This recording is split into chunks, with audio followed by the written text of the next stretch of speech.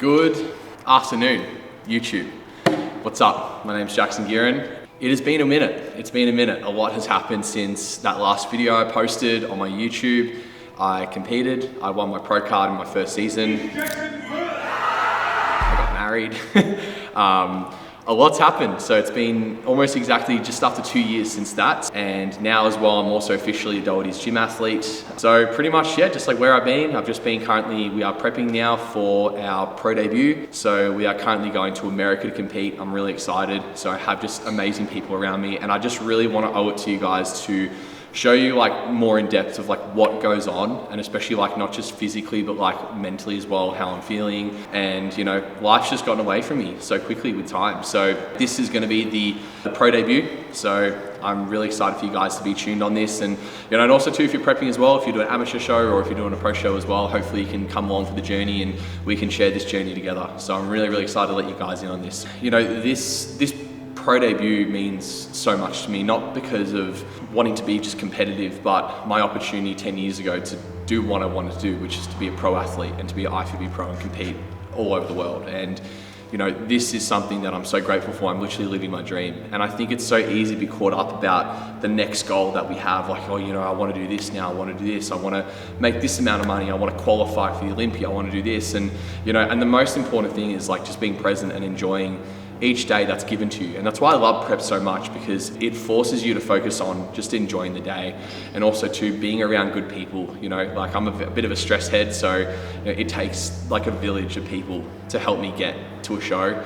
But you know, having those right people around me, this is not a solo effort. Currently as well with my coach now, Neil Hill, so he's been amazing. And we've been working together the last 18 months. So I'm incredibly blessed to have someone like him as well in my corner and watching over me and making sure we can make the right improvements. You know, I'm really grateful for Tony Doherty and the rest of the crew with, you know, IFBB Pro League Australia, and also to Doherty's Gym themselves, supporting me on this journey and just being able to do what I love. You know, competing 2 years ago really changed my life. It really did, in many ways, where towards that show for years and years, I tried to compete again and again and again, and I always pulled out. The first time I had a really bad health issue, so that caused me a lot of anxiety for a long time. And then after that, COVID occurred, and then lockdowns, and then also to anxiety again, had another injury. And then the fourth time I couldn't mentally withstand the strength required for prep, and it maybe had to really just take a step back in my life and say, well, what am I doing? Like, why am I really doing this? And then, you know, for me, that was actually throughout that process, I found God. And so for me, I became a Catholic, and it changed my life. And, you know, leading into those shows, I had to lose like 10 kilos in 2 weeks to make weight. And, you know, throughout that period of time, you know, my faith was deepened greatly, and it always has been since then, making myself, you know, not focus on and not stress about the future ahead, and also to having, you know, someone like my wife, you know, who's been so supportive of me since day one. So, you know, when I competed, it was not just about managing pressure, but like just trying to just be the best version of yourself and just showing up. And that's what I did. And just like now, it's like, you know, that was my 5th attempt competing, and then I won my pro card, and then now it's starting from scratch completely all over again.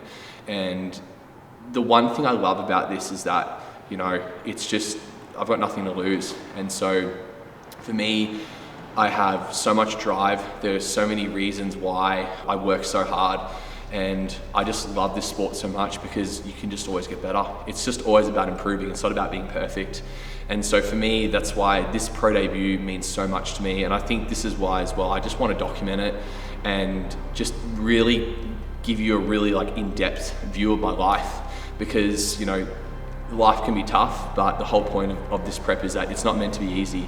And I want to show you exactly, you know, if I can do it, you 100% can as well. So I'm really excited to, you know, to do this. Alrighty. Keen to get to work. Also too, if you really have a gym bag and you don't have it full of shit all the time, do you really have a gym bag? Because mate, if you struggle to find stuff in gym bag, that means you've got all the equipment. I'm always over-prepared rather than under-prepared. So today's push and pull. So pretty much from Neil, we have our plan. So this is like a push-pull primer. So basically I have different phases. So for example, I have like a week 1, 2, and 3.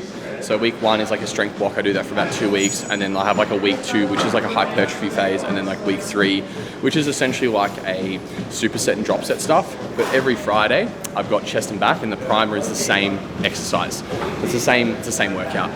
So this has helped a lot, really bringing up my weak points, like my chest and my back. So I'm really excited. So basically, as of current, it's very high volume.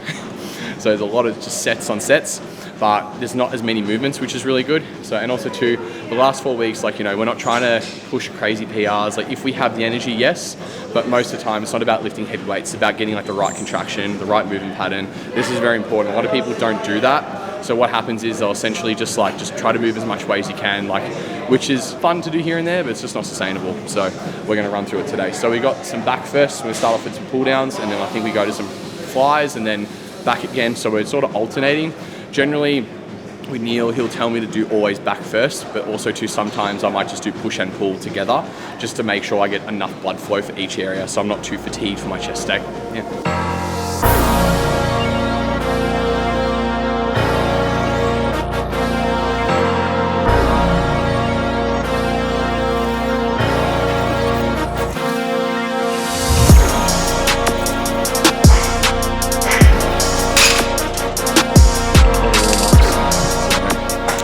Especially too, when you're going like towards the end of like a prep, the biggest thing is like injury prevention. So usually like when I get to about 3 weeks out, I'll swap a lot of free weights for like machines, just for like preventing myself from getting injured. Only reason being is like generally I'm a bit drier, so like I'm holding like less muscle glycogen, also into less water, because again, you had depleted of like a lot more carbohydrates on low days. So generally, just for safety purposes, I'll stick to more machines. Also too, it's like, again, on bodybuilding stage, no one cares about how much you bench or how much you squat. Like, it's cool, but they just care about the muscle, and that's helped me really focus on that.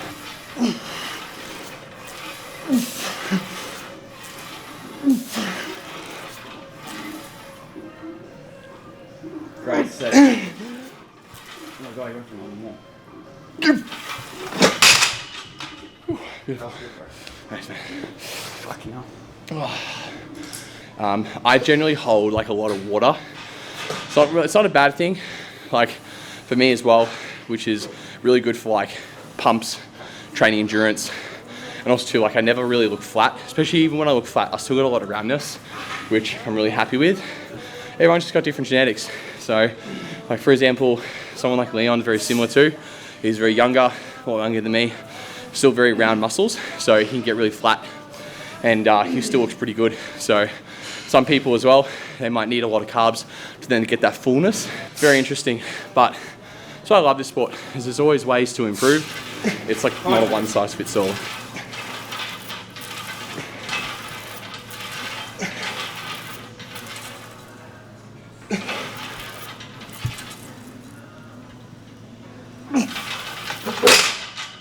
Great work, bro. The reason why you want to have intra-workout carbs is not to like replenish muscle glycogen, because you don't really lose much muscle glycogen when you train, but it's more about when your brain can tell you're intaking carbohydrates while you're training, you actually produce less neuroaxial fatigue to your body. So therefore that allows you to actually train longer and harder. So psychologically, in a sense, you're actually tricking your brain when you're having carbs to produce less fatigue. So like, let's say you diet really hard. It's not really like the drop of energy somewhat. It's actually because your body knows essentially that it's not getting as much carbohydrates, i.e. glycogen. So you start producing fatigue. It's crazy. It's indirectly from the calorie intake, but it's actually your brain telling you, we need to slow down because I'm getting less food. So that's why when you get more food in you, like a refeed, some people lose more weight, because then your brain's like, well, I've got more food in my system, so therefore I can have a lot more NEAT, more output, so you don't really produce as much fatigue. It's crazy, crazy stuff. I got these in Japan a couple years ago, and I asked like this lady, okay, what does it translate to? She's like, it translates to strength. So if someone's Japanese and they watch this, and if it doesn't mean that, let me know, because then I just got fooled, but it would be cool if it meant that. So, should probably sus.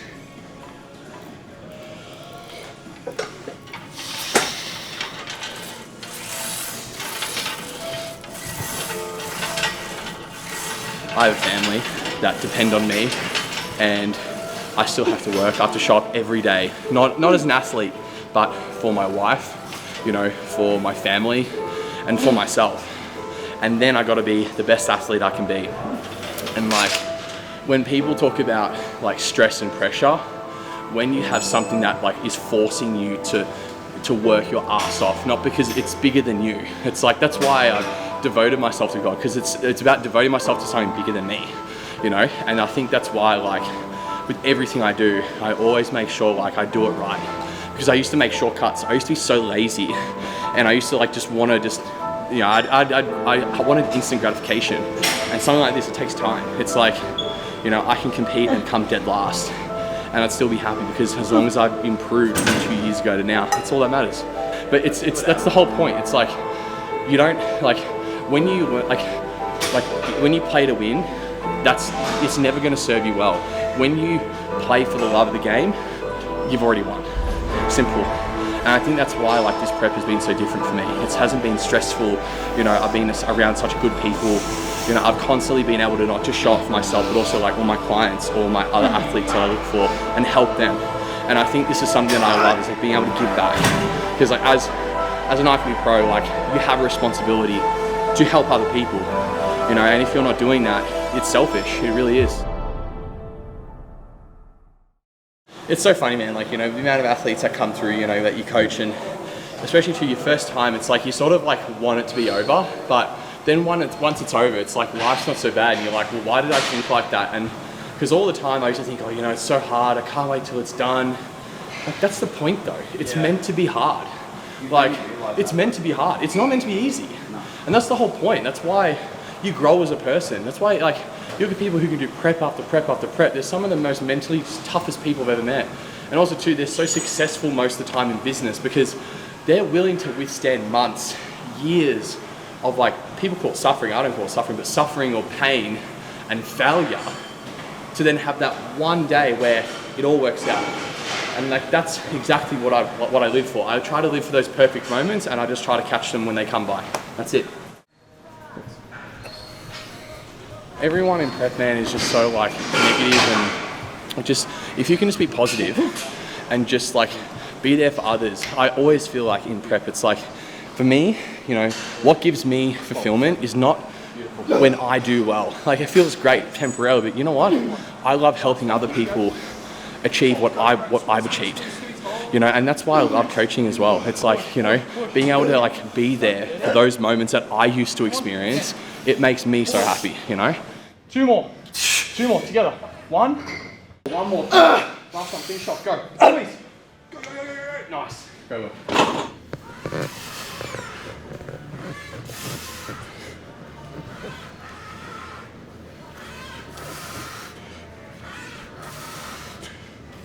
You are just so privileged to do this. Like, get over it. Oh my gosh, I can't eat much food. Get over it. You're choosing to do it. And I used to hate when people told me that when I was younger, but that's the way it is. You're doing something that's hard. That's the whole point. It's meant to be hard, you know? And that's why, like, and again, as a pro athlete, it's like, we set the standard for what amateurs should be. It's like, there's no reason to, you know, be rude to people backstage, or, you know, to be miserable during your prep. It's like, you literally are your thoughts and actions. Like Bruce Lee said, never ever talk bad about yourself, even as a joke. It's like you're putting a spell on yourself if you're talking bad about yourself. If you're saying, nah, I can do this, I can push myself, I can achieve the best of what I want to do, it will happen. And that's why it's like the whole manifesting stuff. People think it's a bunch of crap, but it's not. If you're honestly doing everything that's required and you're manifesting it as well, God will allow it for you. Simple. That's the way I've always thought.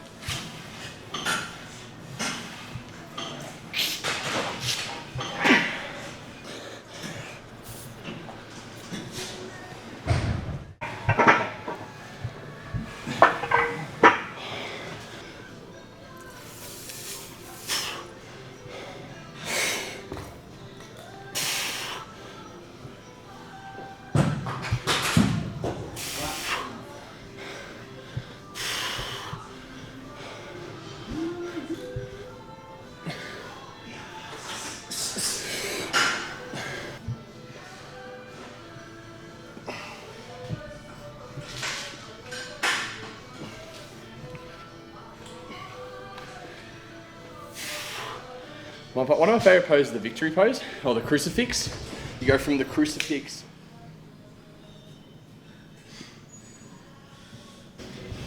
I'm getting actually stronger. Monday I flat pressed 70s for 20 reps. Supersetted with 40 kilo bars. Like, look, it's not about strength, but like performance markers help with like, one, making you train harder, and two, maintaining your training performance. Very important. So like, it's not like trying to beat each week, but it's trying to either maintain it and ensure that you're not regressing.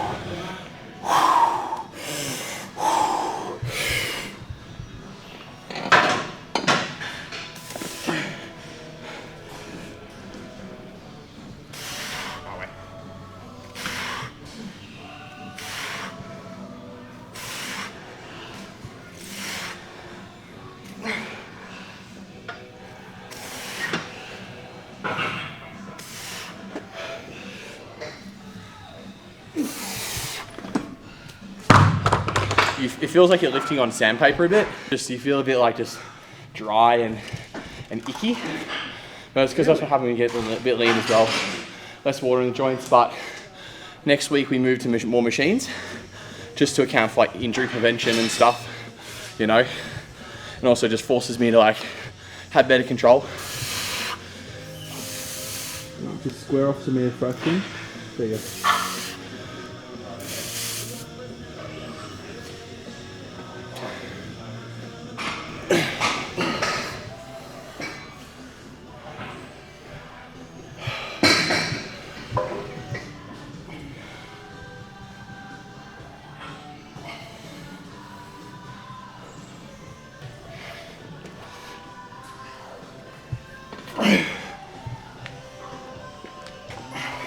And then the last 4 weeks, like my body makes miraculous changes. Like even within 4 days, like Sunday I had check-ins and Neil was like, "You're a week behind." So we're like, all right, let's just pick up the pace a bit and just like more low days. And then yesterday's check-in on Thursday morning, I made a lot of changes. So even just like with just overall development, my midsection comes in, it gets very small. So it's very interesting the way my body works. But it's one thing with prep, it's like, it's so cool because each prep's different. Like last prep I was on like 40 grams of carbs a day, 50 grams of carbs a day, and like 100 grams of fat, very, very low carb diet. This prep is like very high carbs, very low fat. Like I don't eat really red meat much, or no like whole eggs in my diet. Very like bland, but then, you know, I'm really keen to see how we make some changes with our body, especially after this weekend with the high days. Be good to sort of like just refresh and then do another week of digging. Can't wait. For example, like Tony, like if he says like you train hard, that's a really big compliment for me. Like I don't care about what anyone else says about my physique aside from my coach, like Tony and a few other people, you know, because at the end of the day, it's like, you know, for me, I don't take advice from people who I don't look up to or I don't trust and confide in. So, you know, when people say, "Oh, you look great," it's like, yes, but also too like, you know, on a competitive basis, it's very different because the standards they are around is so high. If you do look good, you must look really fucking good, you know? Like for example, like seeing like Josh compete. Like I remember watching him compete the Arnolds. That's when I just like started really getting into bodybuilding. It's so sick at the time. You know, awesome environment. That's why I always wanted to do season A shows, because I originally always wanted to do the Arnolds when I was younger. Like for example, like if I ever got to do the Arnold Classic, man, that'd be such a privilege. Like, I just love how, you know, how the show is. It's so prestigious, just like the Olympia, you know. But like, I just love that vibe, you know. And also, Arnold was a big inspiration for all of us, you know. So it's really cool.